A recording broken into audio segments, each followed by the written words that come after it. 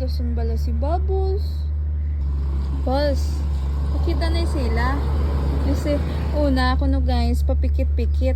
Yung parang inaantok ba? Boss. Ganyan daw guys maglakad ang mga pogi.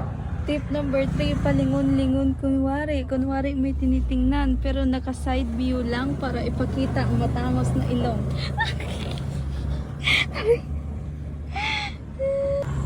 Tip number 4, mag-ikot-ikot at mag-scratch ng likod sa sa kawayan.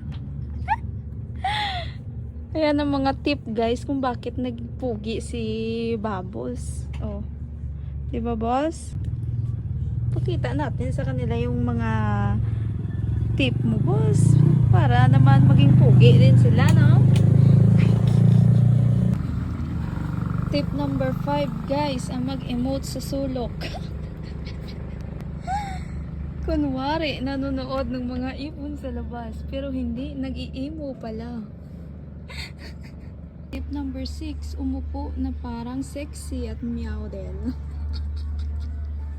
Ganyan dapat umupo ang mga pogi guys. Nakalabas ang bilbil, tsaka yung puwet parang naka Grabe na, ano yan boss? Parang shih tzu ka nakalaki boss ah. Ganyan maglakad di. Last tip guys, ang matulog sa solo kasi busog na. O diba? Kung gusto nyo rin ng tip guys kung paano hindi mapagod, alam din yan guys ni Bubbles. Dami yang alam eh.